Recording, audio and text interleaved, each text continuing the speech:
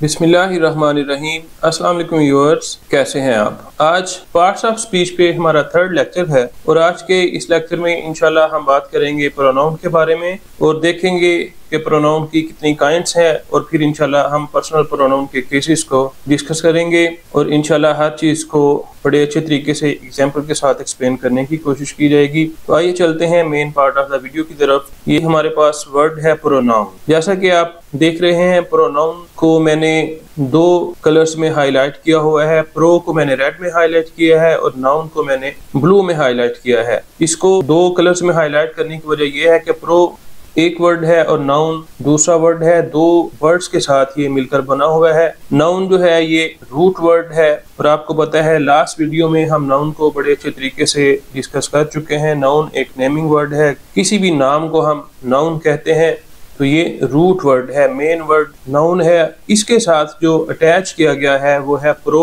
और जो किसी रूट वर्ड के साथ पहले फिक्स किया जाता है, अटैच किया जाता है, उसको हम कहते हैं प्रीफिक्स। तो प्रो यहाँ पे प्रीफिक्स है। ये ओरिजिनली लैटिन लैंग्वेज का वर्ड था। लैटिन से ये आया एंग्लो फ्रेंच में और एंग्लो फ्रेंच से ये फिर इंग्लिश में आ गया। तो ये प्रीफिक्स है। ये नाउन के साथ जब लगाया जाता है तो नाउन का मीनिंग चेंज हो जाता है, तो बन जाता है प्रोनाउन। प्रोनाउन को पढ़ने से पहले हम देखते हैं कि प्रो का मीनिंग क्या है। प्रो का मीनिंग है फॉर। फॉर आपको पता है डिफरेंट कॉन्टेक्स्ट में यूज होता है। यहाँ पे फॉर का मीनिंग है इन प्लेस ऑफ, यानी फॉर का अगर हम उर्दू ट्रांसलेट करें तो इसका मतलब होता है के लिए। तो यहाँ पे फॉर का मीनिंग है इन प्लेस ऑफ, यानी की जगह पे। इसको अगर हम फर्दर एलेबोरेट करें एग्जाम्पल के जरिए से, तो आप देखें मिसाल के तौर पे अगर कोई प्रोफेशनल किसी फर्म वगैरह में या किसी इंस्टीट्यूट में जॉब कर रहे हैं और आपका जो एग्जीक्यूटिव है, जो हेड है, अगर वो मौजूद नहीं तो अपनी जगह किसी को चार्ज दे के जाता है। यानी कोई ऑर्डर करना हो, एडमिन लेवल का कोई काम हो तो करना तो वो हेड ने होता है, लेकिन जब हेड मौजूद ना हो तो हेड की जगह पे किसी को चार्ज दिया जाता है। इसके पास चार्ज होता है, जो इंटरिम इंचार्ज होता है, जो कायम मुकाम होता है, जो हेड की जगह पे काम कर रहा होता है, वो जब साइन करता है किसी ऑर्डर पे तो वो छोटा सा फॉर लिखता है और उसके बाद फिर वो साइन करता है। फॉर का मतलब वहां पे ये होता है कि हेड मौजूद नहीं है, हेड की जगह पे साइन किए जा रहे हैं, यानी हेड का चार्ज अब साइन करने वाले के पास है, तो वो छोटा सा फॉर लिखता है और फिर वो उस ऑर्डर पे साइन करता है हेड की जगह पे। तो यहाँ फॉर का मतलब है इन प्लेस ऑफ, यानी की जगह पे या बजाय।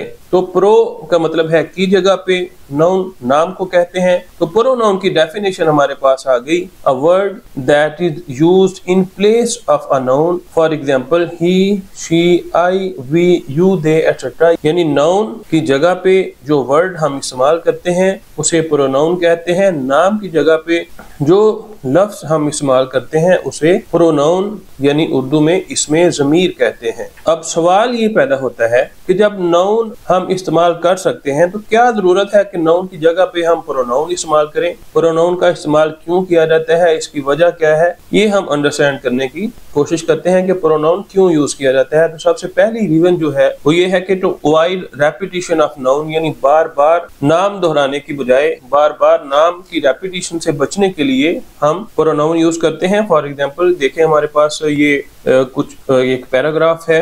Ali is a teacher, Ali is my friend, Ali is my neighbour, Ali is of my age. तो ये देखें इस पैराग्राफ में हम बार बार नाउन यूज कर रहे हैं Ali. Ali is a teacher, फिर हमने अली बोला, अली इज माई फ्रेंड, फिर अली लिखना पड़ा, अली इज माई नेबर, फिर अली को हमने रिपीट किया, Ali is of my age. यानी एक पैराग्राफ में हमें 4 दफा एक नाउन को रिपीट करना पड़ा। तो इस किस्म की रेपिटेशन को अवॉइड करने के लिए हम प्रोनाउन इस्तेमाल करते हैं। जब हम प्रोनाउन इस्तेमाल करेंगे तो हमारे पास ये पैराग्राफ बन जाएगा, Ali is a teacher. Ali की जगह पे हम प्रोनाउन यूज करेंगे, he is my friend, he is my neighbour, he is of my age. यानी नाउन की रेपिटेशन से बचने के लिए हम प्रोनाउन यूज करते हैं। ये फर्स्ट रीजन थी। सेकंड रीजन जो हमारे पास है वो ये है कि व्हेन नेम इज अननोन, जब हमें नाम का पता ना हो, नाम मालूम ना हो, तो हम कोई ना कोई प्रोनाउन यूज करते हैं। एग्जाम्पल से अगर हम इसको इलेबोरेट करने की कोशिश करें तो अज्यूम करें कि आप किसी होटल में स्टे कर रहे हैं, तो आपकी गैर मौजूदगी में कोई शख्स आपको मिलने के लिए आता है। रिसेप्शन पे आके वो आपका पूछता है, उसे बताया जाता है कि आप फिलहाल यहाँ नहीं है, आप कहीं गए हुए हैं, तो रिसेप्शन पे आप के लिए एक नंबर छोड़ के जाता है। तो आप जब वापस आते हैं तो रिसेप्शन वाला आपको बताता है कि कोई आपके लिए नंबर छोड़ कर गया है। अब रिसेप्शन वाले को आपके विजिटर का नाम नहीं मालूम, तो अब वो कैसे मुखातिब करेगा उसे?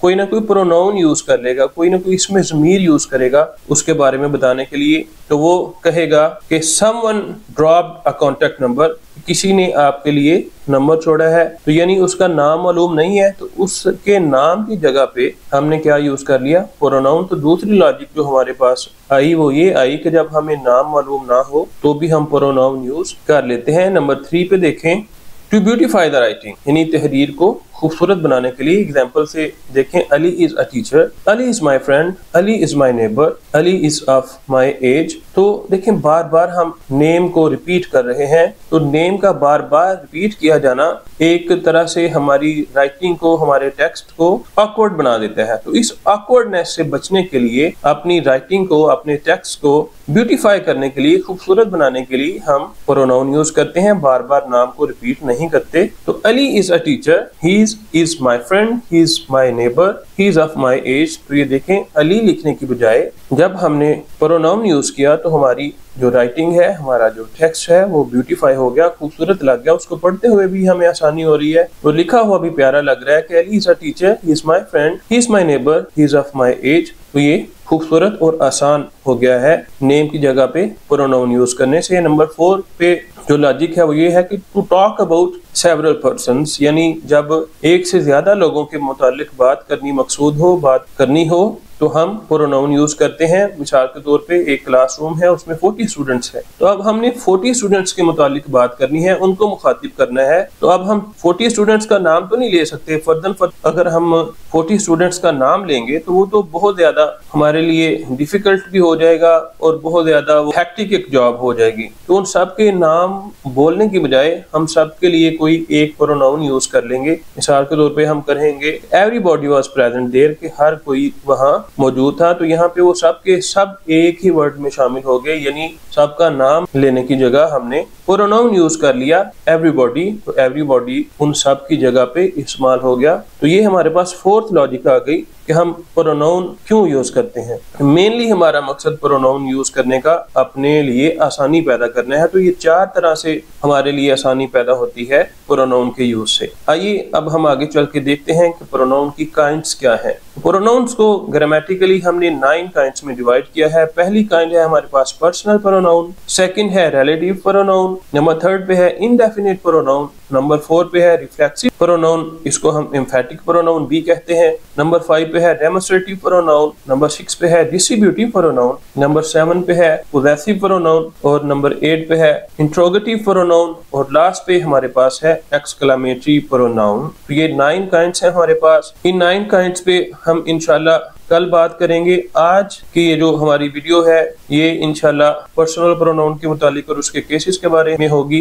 बाकी जो 8 काइंड्स हैं उनको हम इंशाल्लाह नेक्स्ट वीडियो में डिस्कस करेंगे और फर्दन हर एक को एग्जांपल्स के जरिए से हम एक्सप्लेन करने की कोशिश करेंगे। आज हम बात करेंगे पर्सनल प्रोनाउन और उसके केसेस पे। तो आइए देखते हैं पर्सनल प्रोनाउन क्या है। तो जैसा कि नाम से जाहिर है पर्सनल ये मिलकर बना है पर्सन से। तो ऐसा pronoun that is used in place of the name of a person और group of persons. For example he, she, I, we, you, they etcetera. यानी एक ऐसा प्रोनाउन, एक ऐसा इसमें ज़मीर जो किसी फर्द या अफराद के ग्रुप की जगह पे इस्तेमाल हो, यानी किसी फर्द के नाम की जगह पे इस्तेमाल हो या अफराद के ग्रुप के नाम की जगह पे इस्तेमाल हो। यानी मेनली ये किसकी जगह पे इस्तेमाल हो? पर्सन की जगह पे, किसी शख्स की जगह पे, किसी फर्द की जगह पे इस्तेमाल हो तो उसको हम क्या कहते हैं? Personal pronoun. मिसाल के तौर पे ही, शी, इट वगैरह ये सारे क्या है? Personal pronoun. एग्जाम्पल अगर हम देखें तो Ali is a teacher, Ali is my friend, Ali is my neighbour, Ali is of my age. यहाँ पे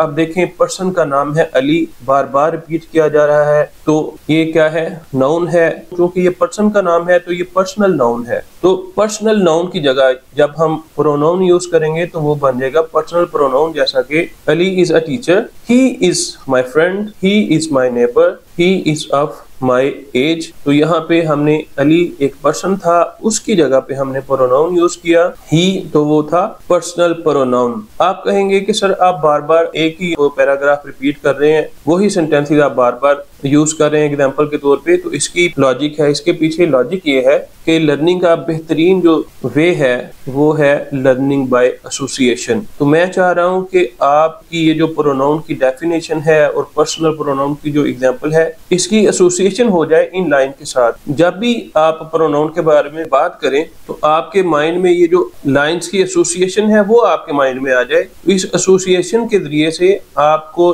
प्रोनाउन की डेफिनेशन को मेमोराइज करना और उसको अंडरस्टैंड करना आसान हो जाएगा, और नेक्स्ट ऑनवर्ड अपनी लाइफ में इस एसोसिएशन की वजह से आपके लिए इसको रिमाइंड करना भी आसान हो जाएगा। इसलिए मैं बार बार एक ही जो लाइंस हैं, सेम लाइंस जो हैं, उनको रिपीट कर रहा हूँ।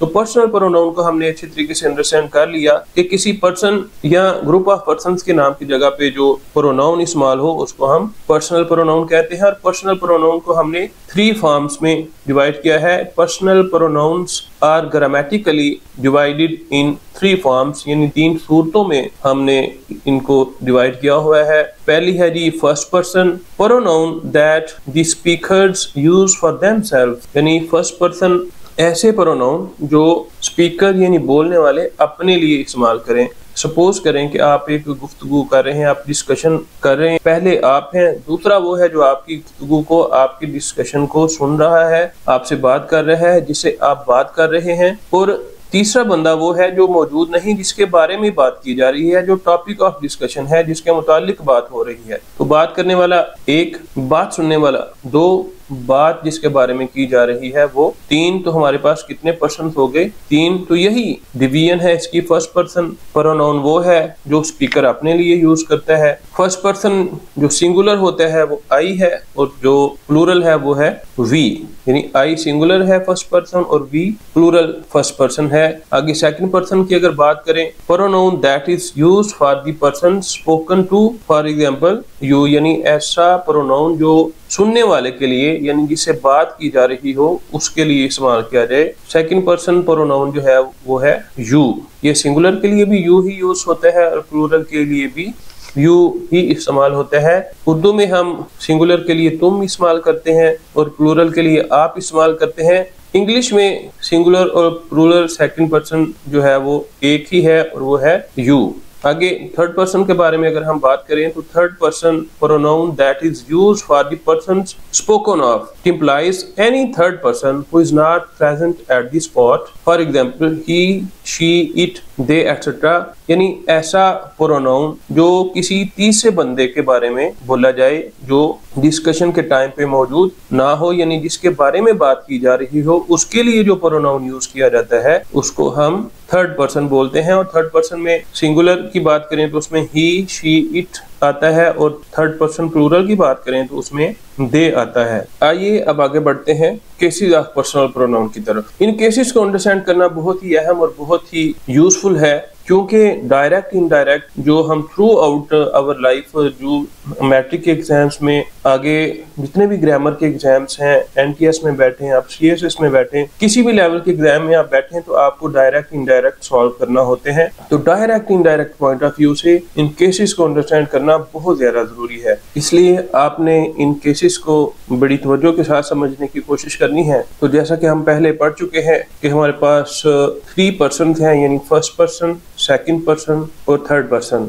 ये हमारे पास 3 पर्सन होते हैं। अगर हम इनके केसेस की बात करें तो फर्स्ट केस जो है वो है सब्जेक्टिव केस। सब्जेक्टिव केस यानी जब कोई प्रोनाउन सब्जेक्ट की जगह पे इस्तेमाल हो, यानी सब्जेक्ट को शो करे, तो उसको हम सब्जेक्टिव केस कहते हैं। आगे है पोजेसिव एडजेक्टिव केस, यानी जब कोई प्रोनाउन पोजेशन को शो करे और वो एडजेक्टिव के तौर पर इस्तेमाल हो तो उसे हम कहते हैं पोजेसिव एडजेक्टिव केस। उसके बाद है पोजेसिव केस। पोजेसिव जैसा कि आपको पता है पोजेशन को शो करता है, मलकियत को जाहिर करता है। जब वो मलकियत को जाहिर करे तो उसको हम पोजेसिव केस बोलते हैं, और जब वो ऑब्जेक्ट के तौर पे यूज हो तो उसे हम ऑब्जेक्टिव केस कहते हैं। अभी हम आगे नेक्स्ट पढ़ते हैं, इंशाल्लाह ये सारे केसेस मजीद क्लैरिफाई हो जाएंगे। फर्स्ट पर्सन के जो सब्जेक्टिव केस हमारे पास है वो है आई। आपको पता है कि हम पहले भी पढ़ चुके हैं कि सिंगुलर जो फर्स्ट पर्सन है वो आई है। तो सब्जेक्टिव केस है आई, पॉसेसिव एडजेक्टिव केस है माय, पॉसेसिव केस है माइन और ऑब्जेक्टिव केस है मी। अब पॉसेसिव एडजेक्टिव केस को अगर मैं थोड़ा सा इलैबोरेट करूं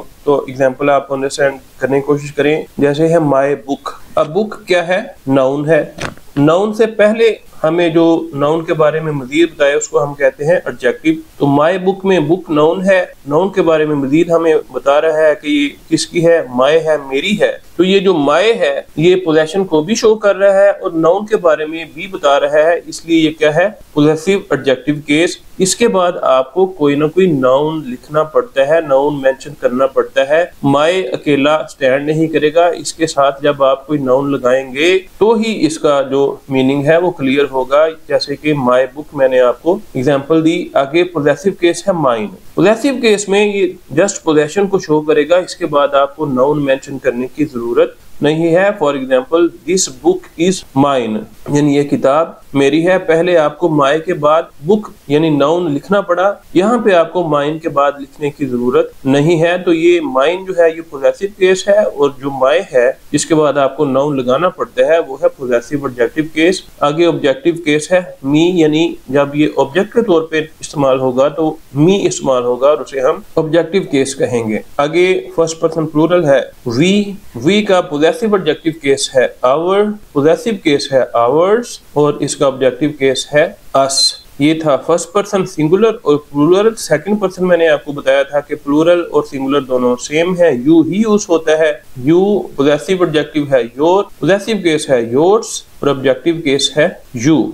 अब यहाँ पे आपके माइंड में क्वेश्चन रेस होगा, सर ये सब्जेक्टिव केस भी यू है और ऑब्जेक्टिव केस भी यू है, हमें कैसे पता चलेगा कि ये सब्जेक्टिव केस है या ऑब्जेक्टिव केस है? तो बड़ी सादा सी बात है, फार्मूला आपको दे देता हूँ। आपने समझना है कि मैंने अपने फर्स्ट लेक्चर में जब बताया था इंग्लिश सेंटेंस की स्ट्रक्चर के बारे में बात की थी, तो मैंने बताया था कि स्ट्रक्चर होती है SVO यानी सब्जेक्ट वर्ब और ऑब्जेक्ट, यानी सबसे पहले सब्जेक्ट आता है, फिर वर्ब आता है और फिर ऑब्जेक्ट आता है। तो यही तरतीब आपने ज़हन में रखनी है। अगर वर्ब से पहले कोई प्रोनाउन लगा होगा तो वो सब्जेक्ट होगा और अगर वर्ब के बाद होगा तो वो ऑब्जेक्ट होगा। यानी पहले होगा तो सब्जेक्टिव केस होगा और वर्ब के बाद अगर होगा तो वो ऑब्जेक्टिव केस होगा। तो यही हमें क्लैरिफिकेशन देगी सब्जेक्टिव केस और ऑब्जेक्टिव केस के बारे में कि उसकी पोजीशन क्या है, वर्ब से पहले है या वर्ब के बाद में है। तो सेकंड पर्सन का subjective case you, possessive adjective case your, possessive case इसका योर्स है और ऑब्जेक्टिव केस इसका यू है। थर्ड पर्सन में ही मेल के लिए यूज होता है, इसका पॉसेसिव एडजेक्टिव है हिज, पॉसेसिव केस भी ही सी है और ऑब्जेक्टिव केस इसका है हिम। शी आपको पता है फीमेल के लिए यूज होता है, तो शी का पॉसेसिव एडजेक्टिव केस है हर, पॉसेसिव केस है हर्स और ऑब्जेक्टिव केस है हर। आगे it, possessive adjective case it's, possessive case भी इट्स और ऑब्जेक्टिव केस है इट। ये भी आपको इसकी पोजीशन से पता चल जाएगा कि सब्जेक्टिव केस है या ऑब्जेक्टिव केस है। आगे है they, third person plural, possessive adjective case their, possessive case theirs और ऑब्जेक्टिव केस देम। यहाँ पे एक बात मैं क्लैरिफाई करता चलूं कि बाज़ दफा ये जब हम पॉसेसिव केस लिखते हैं, जैसे आवर है तो ये आवर्स बना, तो कुछ स्टूडेंट्स आवर के बाद अपॉस्ट्रोफी डालते हैं और फिर एस लिखते हैं, तो समझते हैं कि शायद एस जो है वो अपॉस्ट्रोफी यूज हो रहा है, पोजेशन के लिए हमें यहाँ पे अपॉस्ट्रोफी यानी कॉमा लगाना पड़ेगा। तो ऐसा हरगिज नहीं है, ये बाकायदा खुद वर्ड्स हैं, आवर्स भी वर्ड है, योर्स भी वर्ड है, ये पॉसेसिव केस हैं बाकायदा। मिसाल के तौर पे 9th 10th क्लास में जब लेटर्स लिखते हैं तो वो योर सिंसियरली या योर ओबीडियंटली वगैरह लिखते हुए योर के बाद कॉमा लिखते हैं और फिर एस। ऐसा नहीं करना, ये बिल्कुल गलत है। योर्स में किसी भी तरह का कोई कॉमा लगाने की जरूरत नहीं है, ये बाकायदा वर्ड्स हैं, ये बाकायदा पोजेशन को शो करते हैं। ये देखे ना, पॉसेसिव केस बनाने के लिए हम कर क्या रहे हैं, आर का इजाफा कर रहे हैं। जैसे यू के आगे हमने आर लगाया तो बन गया योर, इसी तरह दे के आगे हम जब आर का इजाफा करेंगे तो वो देर बन जाएगा। इसे थोड़ा सा स्पेलिंग को भी याद रखने में आसानी हो रही है कि दे के बाद हमने आर लगाया तो THEY आर बन गया। अक्सर स्टूडेंट्स दियर के स्पेलिंग लिखते हुए आई पहले लिखते हैं, ई बाद में लिख देते हैं, तो उनको ये जरा अगर बात समझ में आ गई कि आर का इजाफा करने से ये पोजेसिव केस बन जाते हैं, तो THEY के आगे जब हम आर लगाएंगे तो बन जाएगा देयर। तो आपको पता है जब वाई के बाद किसी चीज का इजाफा किया जाए तो उसको हम आई में कन्वर्ट कर देते हैं, तो इसलिए THEY की जगह पे हमने आई लगाया और स्पेलिंग बन गए THEIR देयर, यानी ई पहले आएगा आई बाद में आएगा जो एक्चुअली वाई की जगह पे है, तो वो बन गया देयर। तो ये थे हमारे पास केसेस ऑफ पर्सनल प्रोनाउन जिनको मैंने बड़ी अच्छे तरीके से एग्जाम्पल के साथ एक्सप्लेन करने की कोशिश की। उम्मीद है कि आपको समझ आ चुकी होगी और ये वीडियो आपको अच्छी लगी होगी। नेक्स्ट वीडियो में इंशाल्लाह ताला हम प्रोनाउन की काइंड्स के बारे में बात करेंगे और जो 9 काइंड्स हमने मेंशन किए हैं उनको फर्दर हम इलेबोरेट करेंगे, एग्जाम्पल के साथ एक्सप्लेन करने की कोशिश करेंगे। तब तक के लिए अल्लाह हाफिज, अस्सलामु अलैकुम व रहमतुल्लाहि व बरकातुहू।